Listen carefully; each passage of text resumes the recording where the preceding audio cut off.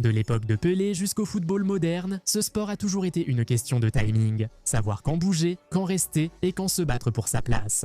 Actuellement, 8 attaquants ont bien compris la situation. Certains écartés, d'autres prévenus discrètement que la porte est ouverte. Certains ont livré des performances qui méritent bien mieux que la situation dans laquelle ils se trouvent, et au moins l'un d'entre eux est coincé dans un cercle vicieux tellement frustrant qu'on en vient presque à avoir de la peine en voyant ça se dérouler. Certaines de ces situations vont vous surprendre. Allons-y. Commençons par l'homme qui est passé de champion de Premier League à complètement oublié en moins de 12 mois, Darwin Núñez. L'été dernier seulement, Liverpool a encaissé 53 millions d'euros pour son transfert.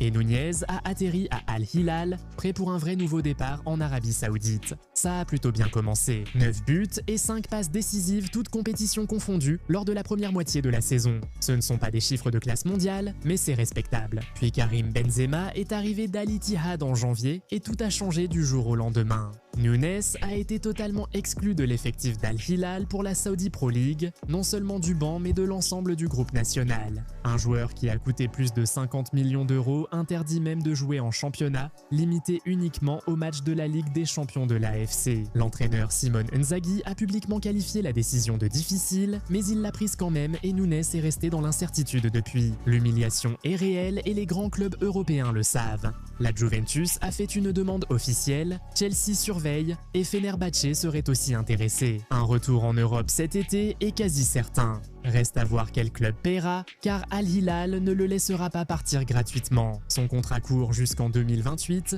et en parlant de joueurs coincés dans des situations inconfortables, Richarlison à Tottenham se retrouve lui aussi dans une situation compliquée, mais d'une manière très différente. Voici ce qui rend son cas si fascinant. Le Brésilien est en fait le meilleur buteur des Spurs de cette saison avec 9 buts en Premier League. Ce n'est pas un flop ni un remplaçant. Il a été leur attaquant le plus fiable lors d'une saison chaotique.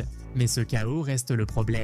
Tottenham, en pleine zone de relégation en Premier League, risque de jouer en Championship la saison prochaine malgré les 50 millions de livres payés à Everton. Un accord verbal aurait été conclu pour un départ cet été, les Spurs étant prêts à accepter environ 25 millions d'euros, soit une énorme perte par rapport à ce qu'ils ont payé.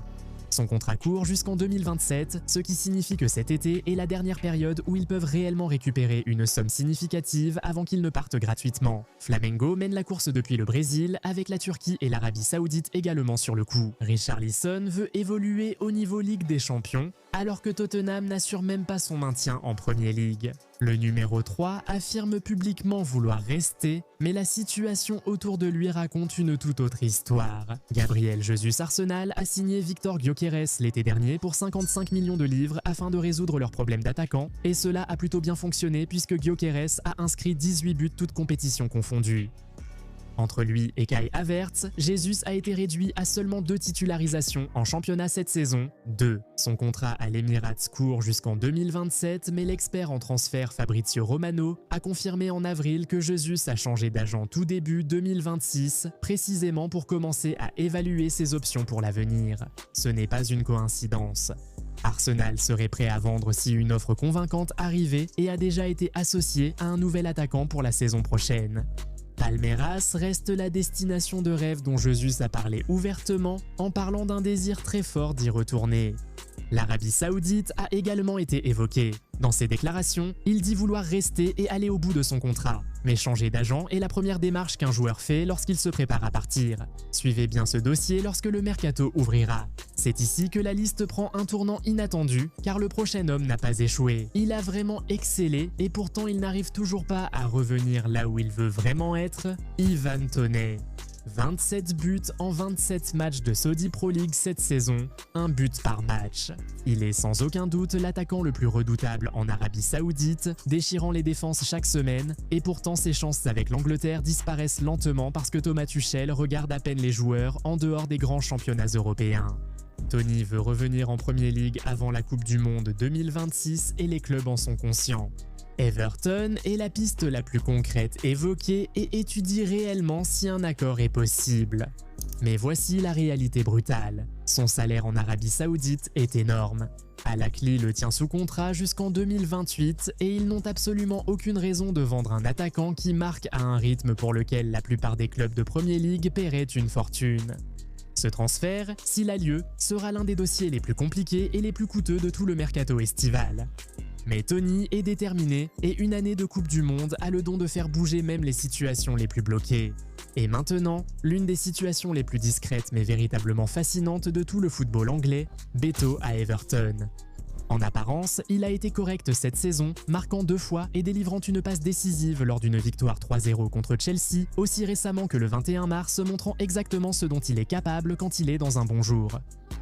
Mais en coulisses, quelque chose d'important s'est produit. Beto aurait refusé une offre de prolongation de contrat de la part d'Everton, alors que son contrat actuel entre dans sa dernière année cet été. Fenerbahçe a été spécifiquement nommé comme un club convaincu de pouvoir le recruter et qui prépare une offensive pour cet été.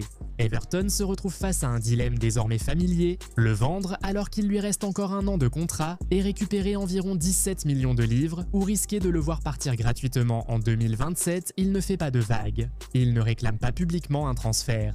Refuser un nouveau contrat est la déclaration silencieuse la plus forte d'un footballeur.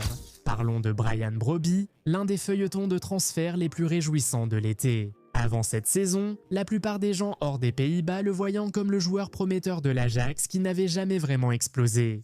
Ensuite, Sunderland a payé environ 17 millions de livres pour le faire venir l'été dernier et le néerlandais de 24 ans a été une révélation. 6 buts en 25 apparitions en Premier League ne racontent pas toute son histoire. C'est son physique, ses déplacements sans ballon et sa capacité à attirer les défenseurs, ouvrant des espaces pour Granit Xhaka et une équipe très bien organisée. Le Bayern Munich est désormais concrètement associé à ce dossier, voyant Brobby spécifiquement comme un concurrent et partenaire à long terme pour Harry Kane. Sunderland a clairement fait connaître sa position. Ils exigent au moins 40 millions d'euros et ne se laissent pas intimider. Mais Sunderland a déjà géré ce genre de situation avec des joueurs prometteurs et connaît son pouvoir de négociation. Quand le Bayern Munich veut un joueur, la discussion avance vite. Brobby ne restera pas longtemps au Stadium of Light. La seule question est, à quel prix Sunderland sera-t-il finalement obligé de décrocher le téléphone? Et maintenant, pour celui qui fait vraiment mal à voir, Randal Kolo Muani. Après avoir marqué 10 buts en 22 matchs à la Juventus lors de son prêt l'an dernier, on s'attendait à ce qu'il soit très recherché cet été. Au lieu de cela, il a fini à Tottenham en prêt simple sans option d'achat, n'inscrivant qu'un seul but et une seule passe décisive en Premier League sur 23 apparitions en championnat. Tottenham a déjà confirmé qu'ils n'ont absolument aucun intérêt à le signer définitivement. Il retourne au PSG cet été, mais le PSG en a aussi fini avec lui. Luis Enrique n'a montré aucun intérêt à le réintégrer dans leur effectif. La Juventus serait apparemment intéressée par un nouveau prêt. 2 prêts en 2 ans pour l'un des transferts les plus chers de l'histoire du PSG. Son contrat à Paris court jusqu'en 2028. La Coupe du Monde 2026 est là. La France a trop d'attaquants. Le temps manque vraiment, cruellement, à Randal Kolo Muani pour sauver ce qui aurait dû être une carrière brillante. Et enfin, celui qu'il était impossible d'ignorer, Eli Junior Krupi, 19 ans 10 buts en Premier League lors de sa première saison dans l'élite. Le premier adolescent à atteindre les 10 buts en première division anglaise depuis plus de 10 ans, le dernier étant Romelu Lukaku en 2012-2013. Il a marqué contre Arsenal à l'extérieur tout récemment et en quelques heures, les téléphones sonnaient partout en Europe. Manchester United a envoyé des recruteurs spécialement pour l'observer. Liverpool prépare une offre, Chelsea le veut, Arsenal le surveille. Le Real Madrid et le PSG sont également dans la course. Bournemouth a fixé un prix de 60 millions de livres pour le joueur et il serait intéressé par l'idée de disputer la Ligue des Champions. Il est sous contrat jusqu'en 2030, ce qui signifie que Bournemouth détient tous les atouts. À 19 ans, après une telle première saison, cet été serait forcément le moment où les grands clubs frapperaient à la porte. La question est maintenant de savoir qui l'obtiendra et si Bournemouth gardera son sang-froid pour profiter au maximum d'une surenchère jusqu'au dernier jour du mercato. L'un des jeunes attaquants les plus enthousiasmants du football européen, et il ne fait que commencer. 8 attaquants, 8 histoires complètement différentes, mais une chose en commun, ils veulent tous changer d'air. Donnez votre pronostic dans les commentaires. Lequel fera le plus gros transfert cet été? Lâchez un like, abonnez-vous et activez la cloche de notification pour être le premier à savoir quand la prochaine vidéo sort. On se retrouve à la prochaine. Salut!